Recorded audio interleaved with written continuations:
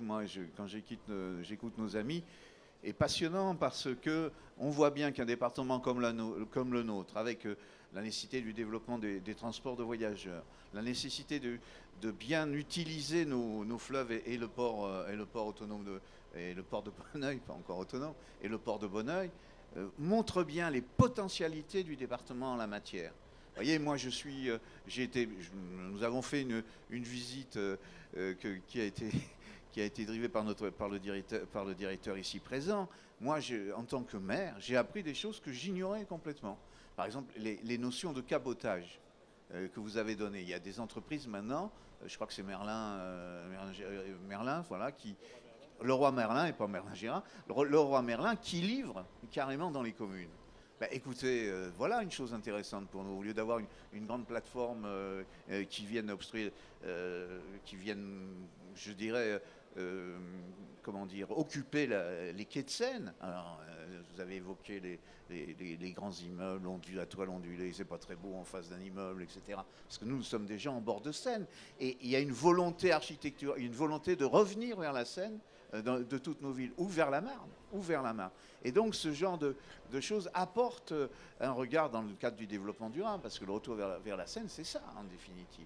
Et ça apporte toute une série de choses. Voilà des choses sur lesquelles on peut réfléchir, et en même temps que nous avons, nous, à travailler sur les grandes infrastructures routières nécessaires aujourd'hui pour pouvoir alimenter, développer ces plateformes. C'est ainsi qu'avec le port autonome, monsieur le directeur l'a évoqué tout à l'heure, nous avons une bataille sur la 406. C'est une route qu'il faut absolument qu'on ait. Parce que si on veut développer le port et si on veut résoudre... La 406, c'est national, il y a un bout de... Alors, je ne veux pas rentrer dans les détails, il y a un bout de national et un bout de départemental.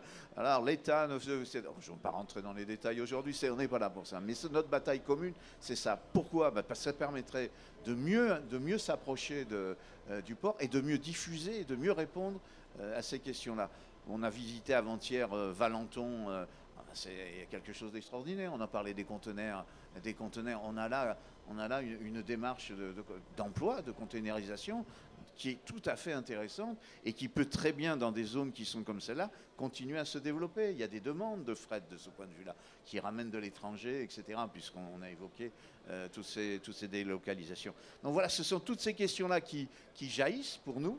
Et ensemble, nous voulons travailler un schéma directeur qui nous permettrait justement de jouer notre rôle de département, c'est-à-dire d'essayer de coordonner les activités des contrats d'agglomération, des communautés d'agglomération, des villes proprement dites, etc., surtout dans une notion de développement de la métropole. Et vraiment, ce département, avec ces infrastructures, peut permettre cela.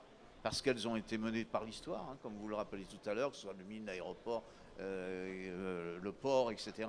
Il y a d'autres éléments, il y a le triage de Villeneuve-Saint-Georges. Ce sont des éléments qui peuvent donner une vie importante, mais à condition, effectivement, que ça se fasse dans un cadre de développement durable ou soutenable, selon la terminologie, et qui permettent justement de maintenir ces zones d'emploi extrêmement fortes pour nous. 22 000 emplois, c'est pas rien, mais je pense qu'on peut en créer d'autres, justement. Et essayer d'améliorer la logistique urbaine. Mais ça, c'est un long travail, et c'est un travail de conception qui se pose aujourd'hui quand on parle du Grand Paris. On ne peut pas ne pas réfléchir, on ne peut pas simplement dire aux élus, faites du logement et l'économique comme ça. Il faut qu'on ait dans ce département notamment, la présence d'esprit de travailler à la fois sur le développement de ces grandes infrastructures et de la logistique urbaine qui permet justement ce développement. J'y crois beaucoup de ce point de vue. Quant au développement du véhicule électrique, bien sûr, d'ailleurs, je crois que l'ensemble de nos mairies commencent vraiment à développer ça, parce qu'il y a aussi du trafic qui vient d'ailleurs. Hein. Quelquefois, nos villes sont aussi des zones de logistique pas neutres, hein, en matière de déplacement. Et puis, il y a une chose qu'il faut regarder très fortement, je crois, c'est dans ce département, mais c'est pour ça que nous y travaillons pour aider, c'est vraiment de ne plus être seulement un département traversant d'une part ou un département servant. Voilà, nous avons cela et il y a une forte potentialité. Alors pour conclure, je vais vous poser des questions sur l'avenir à l'horizon 2020. Que représentera la logistique dans le Val-de-Marne?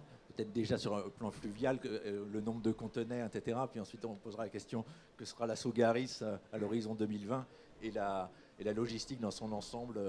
Monsieur, comment vous la voyez, monsieur le vice-président? Alors, en perspective, c'est vrai que bon, on peut rêver, espérer, je ne sais pas comment faut le dire.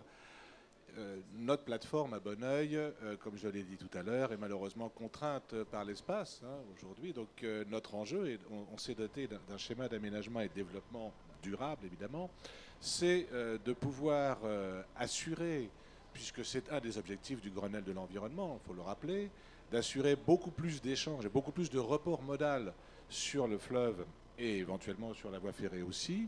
Aujourd'hui, pour vous donner un ordre de grandeur, les échanges au niveau du port de Bonneuil, c'est de l'ordre de 1 500 000 tonnes en mode fluvial et en mode ferroviaire. Donc, il y a l'objectif, j'ai d'ailleurs de doubler, pas doubler complètement, mais d'ici une dizaine d'années, quinzaine d'années, d'arriver au moins à 2 500 000 tonnes parce que les infrastructures du port de Bonneuil le permettent. Densification des installations, rationalisation des équipements. Donc, à périmètre constant, on sait que l'on peut effectivement assurer un trafic fluvial et ferroviaire beaucoup plus conséquent. Bien entendu, c'est pour ça que je dis on rêve. C'est effectivement la condition, c'est la desserte routière. Et évidemment, on ne fera pas ce développement tant qu'on n'aura pas une desserte routière de qualité. On évoquait le chiffre tout à l'heure, je crois, de 5000 poids lourds. Bon, le port de Bonneuil, c'est 2500. Donc, il est évident que doubler le trafic sur le port, c'est quasiment aussi doubler le trafic routier, le trafic poids lourd. Donc, voilà. Donc, c'est ça. L'objectif est là. Mais il ne pourra pas se faire sans un peu d'accompagnement. Alors, il y a aussi effectivement l'aspect acceptabilité. Il faut aussi, bon, on l'a évoqué avec la charte Sable en Seine, il faut aussi bien évidemment faire des efforts pour que ces activités soient les plus respectueuses des populations riveraines, tout simplement.